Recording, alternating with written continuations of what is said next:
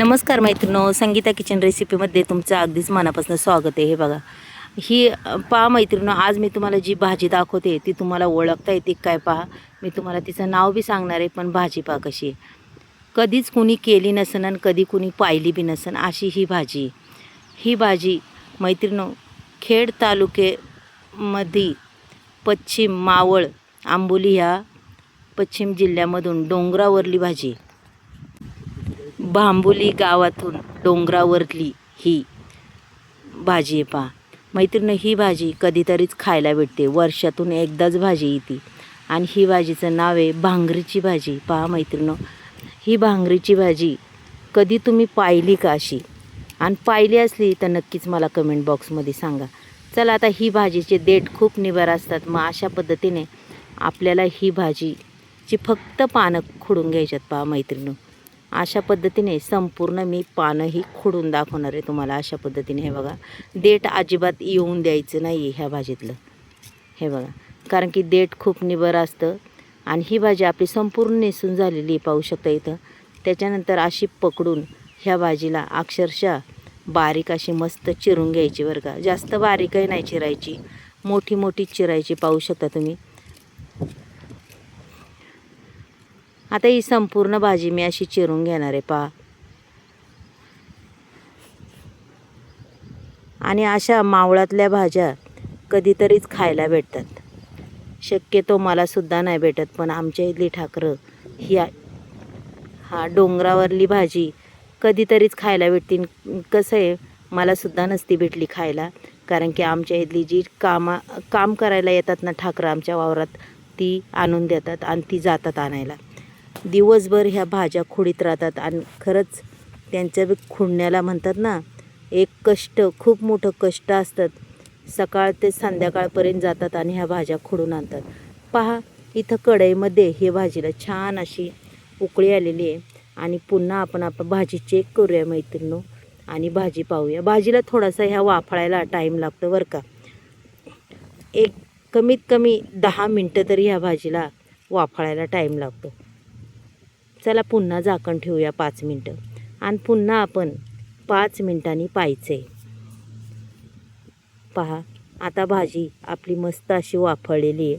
असं नाही, ह्या भाजीचा अजिबात गाळ वगैरे काहीही होणार नाही आहे. पहा, मस्त मोकळी फडफडीत अशी भाजी, पानाला पानसुद्धा चिकटत नाही. आता भाजी छानपैकी अगदी वाफळून झालेली आहे. आता ही भाजी आपण उतरून घेऊ आणि तोपर्यंत धुवूनही घेऊ. चला, आता पुढची तयारी. इकडे गॅसवर मी कढई ठेवलेली आहे पहा. कढईमध्ये टाकणारे मी 2 पळ्या तेल, कारण की ह्या भाजीला तेल थोडं जास्तच लागतं. आणि अशी भाजी डोंगरावरची खाल्ली की खरंच कुठलेही आजार वगैरे होत नाही आणि शरीरासाठी खरंच खूप पौष्टिक ही भाजी आहे. चला, आता जिरी मोहरी टाकली, लसूण ठेचला आहे थोडासा, तोसुद्धा टाकला आहे.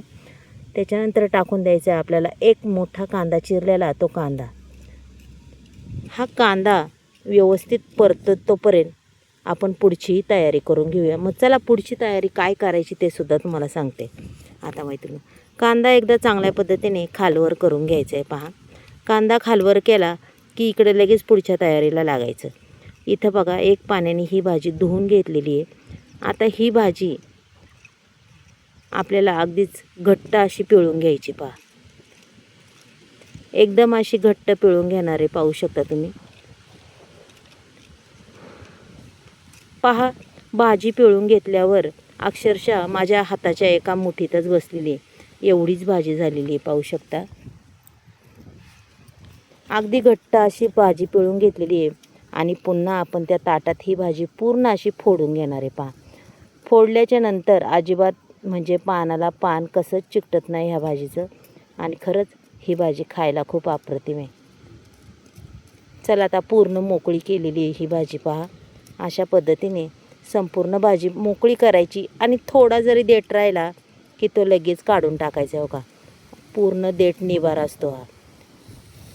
त्याच्यानंतर आपण पाहूया आपला कांदा परतला आहे. अगदी छान पद्धतीने हा कांदा परतलेला आहे. आता ह्या मिक्सरच्या भांड्यामध्ये मी हिरव्या मिरच्या, 5-6 हिरव्या मिरच्या, लसूण, जिरं असं हे वाटून घेतलेलं आहे पहा. आपण फोडणीला बी टाकलेलं आहे लसूण. आणि वाटणासुद्धा टाकलेला आहे. लसूण आणि हे मिरच्यांचं अगदी छान पद्धतीने परतून घ्यायचं आहे बरं का. मस्त असं परतून झालं पाहिजे, कच्चापणा पूर्ण त्याचा गेला पाहिजे. हे बघा, अशा पद्धतीने अगदी चांगलं असं मस्त असं हे करून घ्यायचं आहे आपल्याला, परतून घ्यायचं आहे. छान परतून झालेलं आहे पाहू शकता. आणि त्याच्यानंतर टाकायचं आहे चवीपुरतं मीठ. मीठ त्याच्यात बेतानीच टाकायचं, कारण की शिजल्यावर भाजी खूपच कमी होते. अगदी परफेक्ट असं मीठ टाकलेलं आहे मी, जास्त नाही कमी बी नाही. चला आता पुन्हा आपण हे मिक्स करून घेऊया. म्हणजे काय होईल, आपल्या संपूर्ण मिरचीला लसणाला मीठ लागत. आणि त्याच्यानंतर ही मोकळी केलेली भाजी त्याच्यात आपल्याला टाकून द्यायची. पहा अशा पद्धतीने. आता ही भाजी टाकल्याच्या नंतर आपल्याला अजून एक गोष्ट टाकायची, तो म्हणजे शेंगदाण्याचा कूट.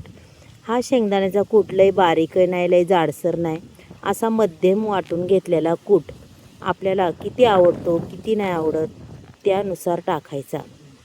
आता मला इथं थोडासा जास्तच आवडतो, त्याच्यामुळं मी थोडासा कूट थोडा जास्तच टाकणार आहे बरं का. पाहू शकता तुम्ही. हे बघा, अशी पूर्ण भाजी हलवून घेतली. अक्षरशः आपला कूट हा सगळीकडे लागला पाहिजे. आणि त्याच्यानंतर पुन्हा मी थोडासा टाकणार आहे. हे बघा, आता त्याच्यातलं मी काही कूट तसाच ठेवलेला आहे, सगळा काही टाकलेला नाही आहे. म्हणजे त्याला जेवढा सूट होईल तेवढंच आपण टाकलेलं आहे. आता भाजी एकदा चांगली अशी मिक्स करून घ्यायची आपली. पूर्ण भाजी मिक्स करून घ्यायची की 2 मिनटं तरी तिला हलवायची. 2 मिनटांनी ही भाजी हलवली. हे बघा, अशा पद्धतीने हलवायची. पूर्ण भाजी हलवून घेतलेली पाहू शकता तुम्ही. त्याच्यानंतर आपण बारीक गॅस करायचा आणि त्याच्यावर 2 मिनटं तरी झाकण ठेवायचं. मस्त एक वाफ काढून घ्यायची, भाजी पाहायची.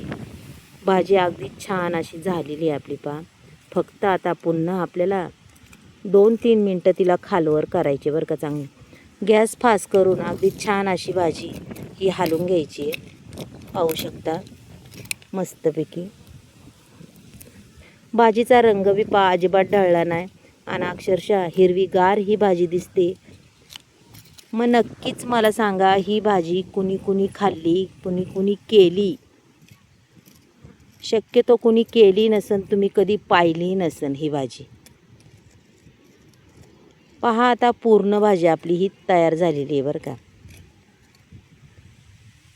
भाजी तयार झाली. आता आपण गॅस बंद करून इथं मी एक प्लेट घेणार आहे आणि त्या प्लेटमध्ये तुम्हाला संपूर्ण भाजी काढून दाखवणार आहे. पहा चला मग आता भाजी आपण काढून घेऊया.